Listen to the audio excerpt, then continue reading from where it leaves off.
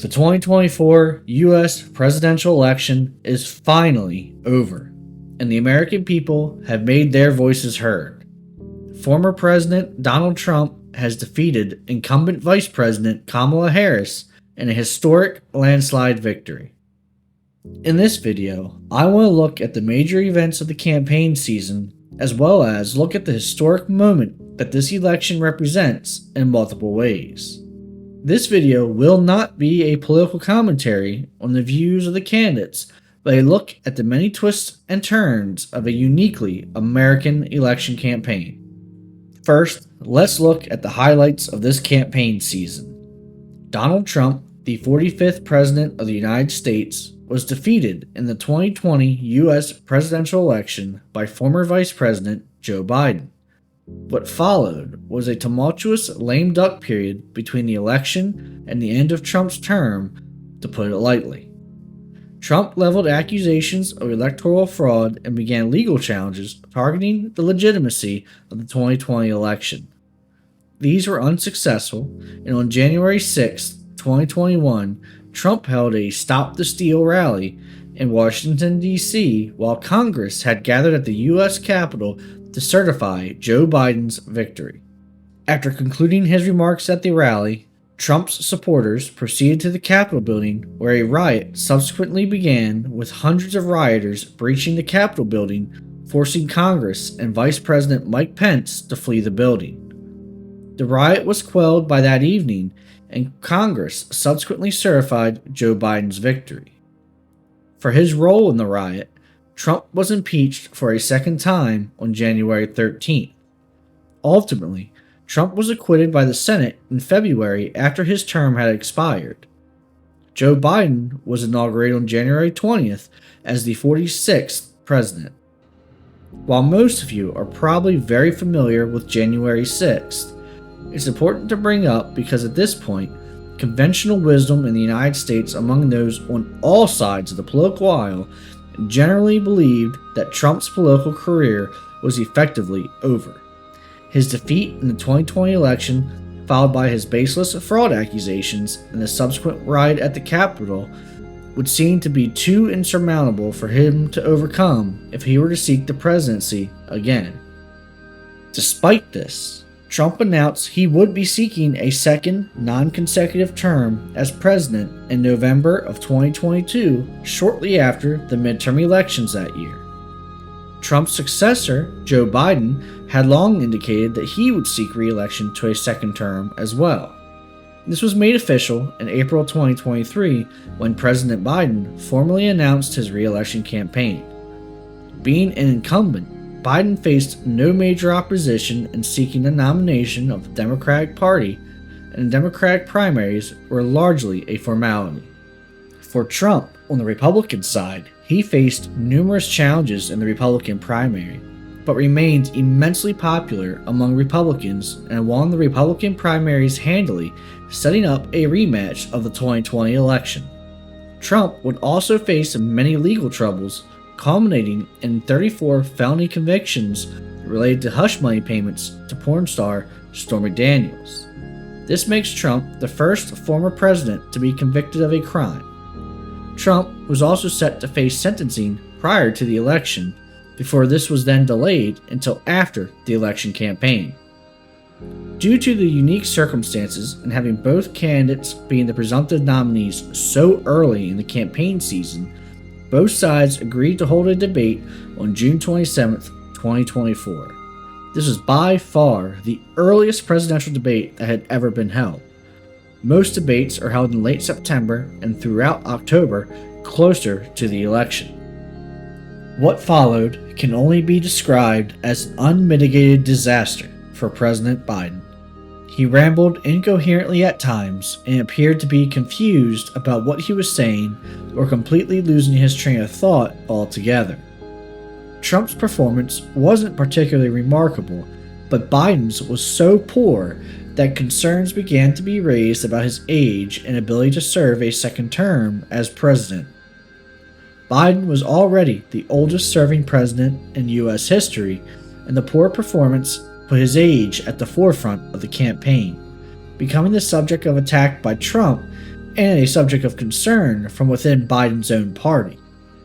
While Biden's fitness for office was becoming a major issue, the campaign would have a major wrench thrown into it on July 13th. Trump was speaking at a rally in Butler, Pennsylvania, when a gunman opened fire, wounding Trump and killing one of the rally attendees.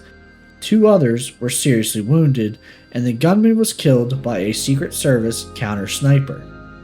The assassination attempt was broadcast live, and Trump, after being held up by the Secret Service, would pump his fist and chant "fight" while being escorted to safety. A photo of this became a defining image of the campaign. Just days later, Trump would be formally nominated for president by the Republican Party, and he would also select Ohio Senator J.D. Vance as his running mate. Just a week after the attempted assassination of Trump, Joe Biden would shock the nation with his own news. In the wake of relentless calls from his party to pull out of the presidential race, as well as falling poll numbers, President Biden formally announced the withdrawal of his candidacy for president and endorsed his vice president, Kamala Harris, for the Democratic nomination. Joe Biden was the first president to not seek re-election while eligible for a second term since Lyndon Johnson in 1968. Biden is the only president to not seek re-election after having won his party's primary. Vice President Harris quickly rallied the Democratic Party around her to become the presumptive nominee for president. If elected, Harris would have become the first female president as well as the second African American and first South Asian president in U.S. history. Harris would go on to select Minnesota Governor Tim Walz as her running mate, and both will be formally nominated in August. Trump and Harris will have a debate on September 10th in what was seen as a clear victory for Vice President Harris. Harris's poll numbers improved considerably compared to Trump, but the race was seen as a neck-and-neck race, as most polls nationally and in the most important swing states were all within the margin of error. On September 15th, Trump would be the subject of yet a second assassination attempt when a gunman was found waiting outside one of Trump's golf properties. The Secret Service fired several rounds at the man, who then fled. The man was later apprehended, and it has been reported that he never had a line of sight to former President Trump, but was within several hundred yards of the former president. The remainder of the campaign was relatively uneventful. Polls continued to ebb and flow while both sides made their case to the American people, finally culminating on Election Day. Now, as of the making of this video, much is still left to be decided about the 2024 elections. What we do know is that Donald Trump has won in an electoral landslide.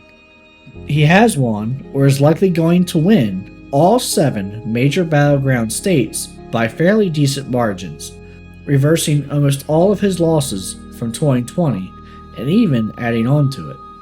While the final count is not in yet, it appears Trump will likely have an electoral victory of 312 votes to 226, with 270 being needed to win.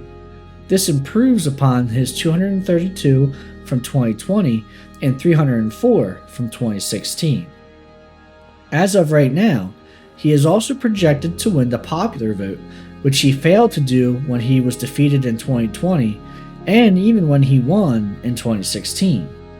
If he maintains a popular vote victory, he will be the first Republican to win the popular vote since George W. Bush in 2004 and just the 3rd Republican overall since 1992. Trump's victory is historic in many ways. He will be sworn in on January 20th as the 47th President of the United States, becoming just the 2nd President to serve 2 non-consecutive terms. Grover Cleveland was the first. He served as the 22nd President from 1885 to 1889 and the 24th President from 1893 to 1897. For clarification on the numbering of the presidents, You count the presidencies, not the individual serving as president. Therefore, Donald Trump will have served the 45th presidency as well as the 47th presidency, as they are considered as separate administrations. At the time of his inauguration, Trump will be the oldest president in U.S. history, surpassing Joe Biden by around 160 days. Trump is also the first convicted felon ever to be elected president. On the other side of the coin, you have Senator J.D. Vance, who will be sworn in as the 50th vice president, and he will be the third youngest to ever hold the position at 40 years and 171 days old. Richard Nixon is second at 40 years and 11 days old, with John C. Breckinridge the youngest at 36 years and 47 days old.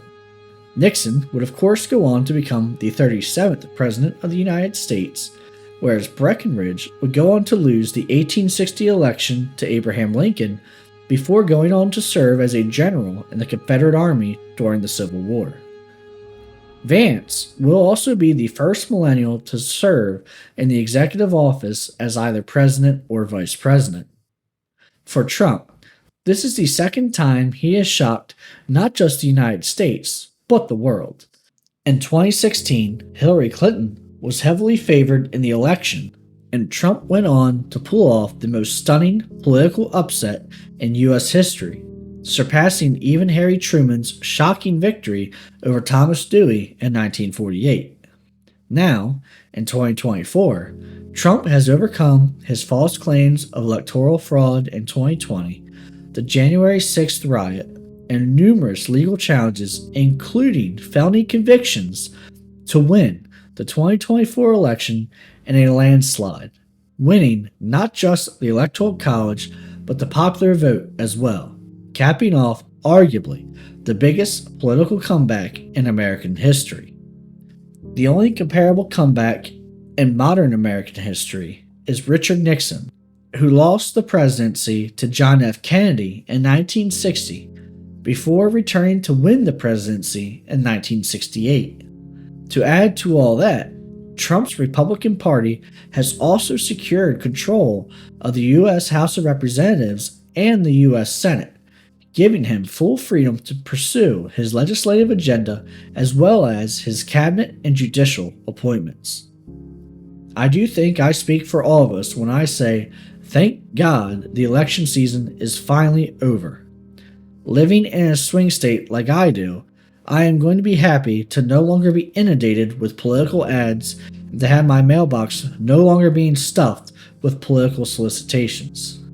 For now, we can look forward to what a second Trump term will be like, and if there's anything specific in this video you'd like me to cover in more detail, please let me know in the comments, and I'll see you on the next one.